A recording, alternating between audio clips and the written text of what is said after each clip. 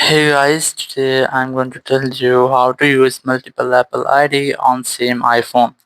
If you're using any iPhone and you want to use multiple Apple accounts on your one iPhone, so let's see how can you easily do that.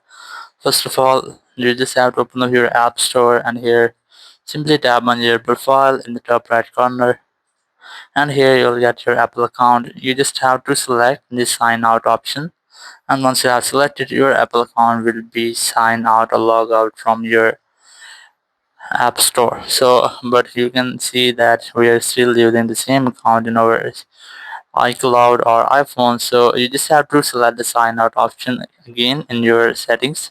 So once you have signed out your Apple account on your iPhone, you have to go ahead to your App Store and here select the sign out with Apple account, and this time you have to select not your previous Apple account. And once that's selected, here you have to create a new account or log in with the second account.